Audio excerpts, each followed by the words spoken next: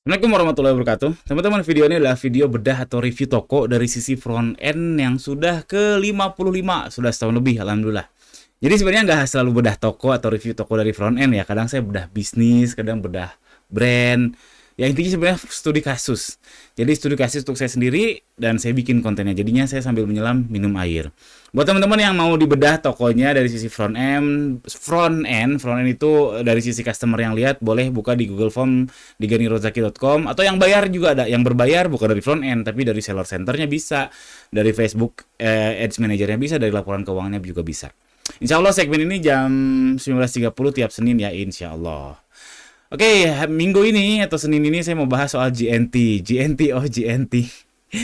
Jadi faktanya yang saya lihat ya, yang tumbang itu mungkin banyak karena sekitaran kami, dekat kantor kami, dekat gudang saya itu eh, dua tumbang tapi hidup lagi, ganti orang. Dan di kompleks ruko kami itu jelas tumbang, itu tumbang, aduh.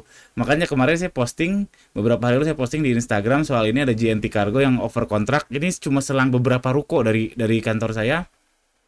Dan kebanyakan yang komen ini ya, memang lagi sesuatu si JNT ini. Tapi ada juga yang komen bahwa si JNT ini ya ada yang bertahan juga. Jadi yang bertahan ada, yang tumbang juga sepertinya lebih banyak. Tapi belum belum belum sampai hancur banget si JNT. Kayaknya nggak hancur juga sih, karena kan JNT ini unicorn ya hitungannya, atau dekakorn sekarang. Yang jelas modalnya gede banget lah. Oke, lanjut. Pertama saya mau cerita dulu masa depan perkuriran. Jadi kalau kita lihat sekarang kan ada AI itu udah makin mahfum ya. Kita makin umum pakai AI, pakai ChatGPT, pakai Stable Diffusion, pakai apa lagi? Pakai Midjourney, pakai macam-macam, banyak banget AI-AI-an. Jadi masa depan kurir karena udah ada AI, dan soon mungkin dalam waktu 5 sampai 10 tahun lah quantum computing bakal hadir. Quantum computing itu apa? Yang intinya prosesornya pakai atom aja, dan itu bisa membuat lebih cepat. Dan jujur aja saya gak begitu paham, saya cuma nonton beberapa video dan saya ada interest memang ke teknologi-teknologi gini, walaupun nggak kagak ngerti-ngerti amat gitu.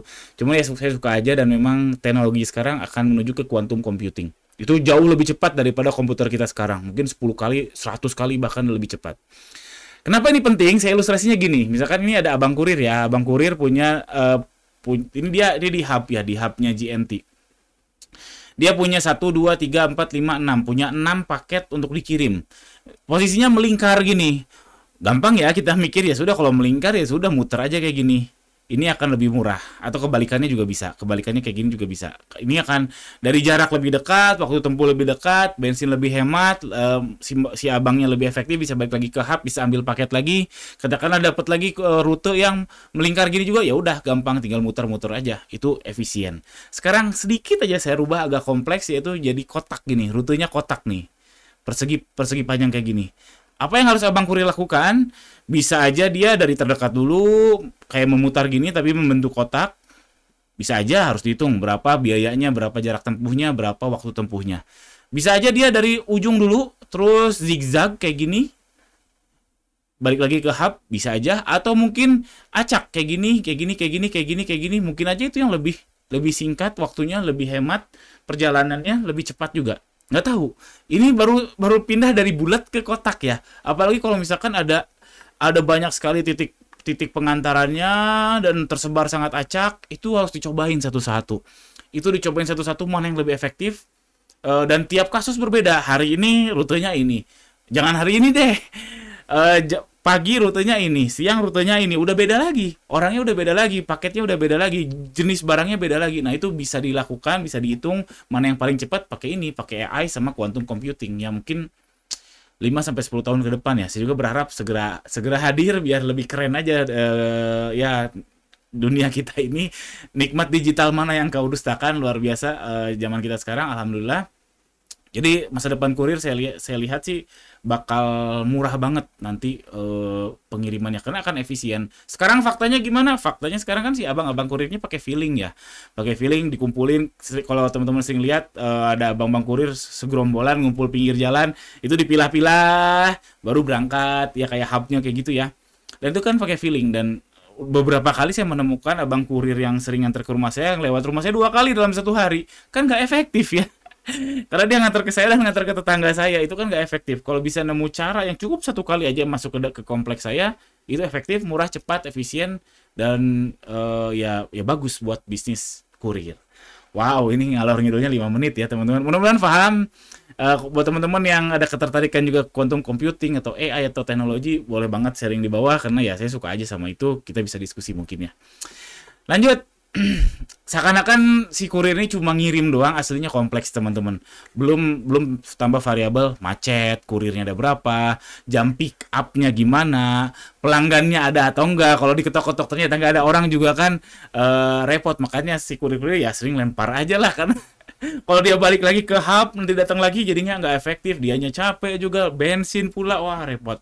Terus cluster juga kan jadi masalah buat abang kurir ya, nggak bisa masuk ke depan rumah titip satpam atau ke kantor harus naik ke atas, wah repot, kompleks banget. Kelihatannya kita sebagai penerima simple ya, kita komplain, lama banget, aslinya untuk membuat suatu sistem perkuriran saya rasa sangat kompleks, sangat bahkan ada jurusannya sendiri loh di kuliah, jurusan logistik. Oke. Wah. Sekarang kita balik lagi ke JNT-nya. Jadi kalau saya lihat JNT ini yang modelnya franchise itu sikut-sikutan ya teman-teman. Kalau kita mikir mau buka gerai, kan JNT ini gerai retail ya. Otomatis dalam pikiran utama ya lokasi yang utama harus di tempat yang rame. Kalau kasusnya isi kurir ini harus di tempat yang banyak online shopnya.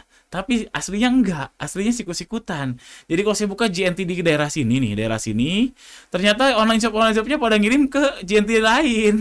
JNT di jauh sana. Karena saya juga ngalamin. Saya dulu 3 tahun 4 tahun lalu saya ngirim ke JNT punya teman saya, tapi saya tarik lagi, saya nggak jadi karena ada terlalu jauh lah dan ada beberapa masalah, saya tarik jadinya ke dekat rumah lagi, ke dekat kantor lagi. Tapi fakta terjadi JNT dari mana ngambil paket dari mana itu jadinya sikut-sikutan, mungkin nggak sehat. Ini mungkin yang membuat JNT goyang ya. Makanya kebijakan terbarunya itu kita seller tuh harus ngirim per kecamatan. Tapi per kecamatan juga masih belum sempurna ya, karena kalau saya qadarullah lokasinya tuh di perbatasan antara Bandung dan Cimahi. Lebih dekat ke kota Bandung daripada ke kota Cimahi. Kalau kecamatan kan administratif ya, bukan geografis. Ya begitulah. Intinya real franchise JNT sikut-sikutan, apakah kurir lain sikut-sikutan juga? Mungkin ya, mungkin. Lalu yang kedua, saya nggak paham ada JNT sama JNT Cargo. Kenapa dibedain ya? Karena saya nggak yakin mereka bikin database atau sistem perkuriran yang tadi di dua sistem yang berbeda, database-nya berbeda, software-nya berbeda, saya nggak yakin. Kenapa harus dibedain? Ada JNT Cargo. Saya nggak yakin. Saya kagak paham kenapa JNT melakukan itu. Dan suuzonnya saya, JNT membuka JNT Cargo ya untuk ngebuka orang-orang yang mau buka franchise, yang punya duit, mau bisnis, yang siap rugi, dibukain franchise-nya, rugi, JNT udah menang karena udah dapat duit franchise-nya ya, duit lisensinya. Praduga saya kayak gitu. Buat teman-teman yang buka JNT Cargo boleh banget share di kolom komentar. Jujur saya kagak paham kenapa dia buka JNT Cargo. Yang ketiga, ternyata JNT ini sudah IPO teman-teman. IPO-nya di Hong Kong. Jadi di HKEX. HKEX nih, saya sudah dapat laporan keuangannya. Saya suka aja ubek-ubek laporan keuangan. Ada beberapa fakta ini yang menarik. Pertama yang saya dapat itu baru skimming sih. Ternyata foundersnya JNT ini diawali dari Indonesia. Cuman ternyata foundersnya rata-rata bukan orang Indonesia. Ini top direktornya ya, foundersnya Mr. Jet Jili. Profilnya saya lihat dulu kerja di Oppo, udah lama nih, 15 tahun di Oppo. Dan emang udah lama di Southeast Asia, di Asia Tenggara. Tapi saya lihat nggak ada nama Indonesianya loh, jadi kayak zaman Soeharto ya. Ya tapi nggak tahu lah apakah iklim investasi di Indonesia memang kayak gini banget untuk yang perkuriran kan modal gede ya. Kalau modal gede boleh 100% direktornya asing ya, mungkin aja sih karena nggak mudah ya. Tapi setahu saya kalau misalkan yang kayak contoh konstruksi ya, joint venture itu konsorsium. Aduh, karena saya dulu di konstruksi teman-teman. Konsorsium itu apa ya? Jadi ya joinan kalau kita mau ngebangun jembatan gitu ya, joinan tuh nggak boleh seluruhnya dari Cina gitu, seluruhnya dari Jepang nggak boleh, harus menggait kontraktor lokal. Kebijakannya kayak gitu. Nah kalau di perkuriran nih saya nggak tahu, ternyata semuanya dari Cina nih, dari Cina semua nih. Mr. Jet Li, Alice bla bla bla bla, saya sudah kepoin sedikit, rata-rata dari Cina bukan Indonesia. Ini fakta satu menarik. Yang kedua, fakta menariknya ternyata ruginya lumayan dalam banget loh teman-teman. Kita lihat laporan keuangannya, singkat aja ya. Lihat nih. Omsetnya itu di tahun 2022 US dollar itu 7 juta ini dalam thousands berarti 7 miliar dolar, 7 billion. 7 billion. HPP-nya cost of revenue atau cost of goods sold kalau kita di retail karena ini jasa jadinya cost of revenue. Cost of revenue-nya 7,5 7,5 billion dolar. Itu kalau rupiah berapa sih? Kita coba ya hitung ya. Itu kan dalam ini ya, dalam thousands ya. Berarti 7 juta. Ini 7 juta dikali thousand kali karena tadi ribuan. Ini 7 billion dolar. Kita kalikan 15.000.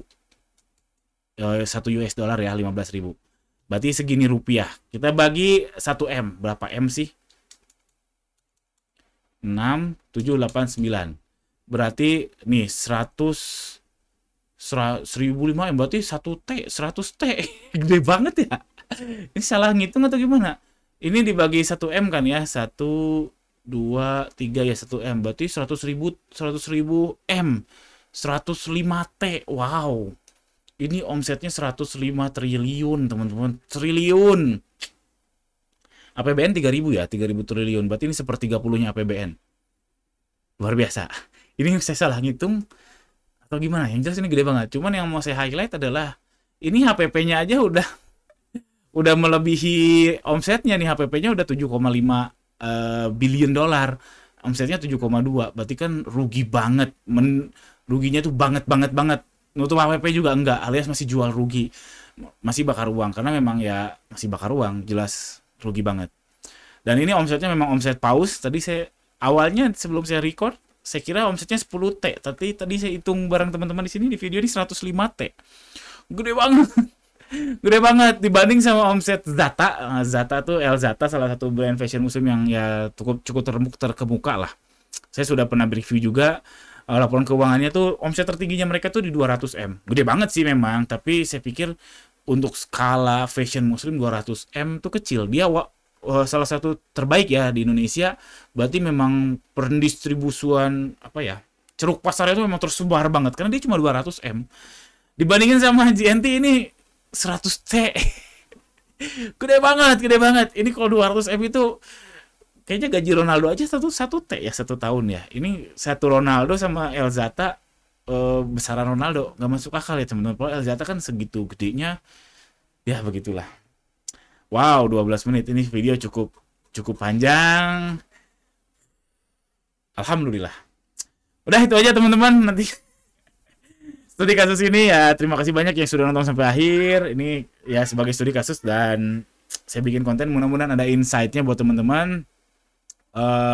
Udah itu aja, jangan terlalu lama. Padahal saya selalu berusaha di bawah 10 menit karena saya upload tiap hari. Harusnya belajar 10 menit tiap hari itu nggak lebih lama daripada teman-teman buka TikTok, buka Reels, atau buka Shorts. Jadi kita sama-sama belajar. Sekian, jangan lupa subscribe. Assalamualaikum warahmatullahi wabarakatuh.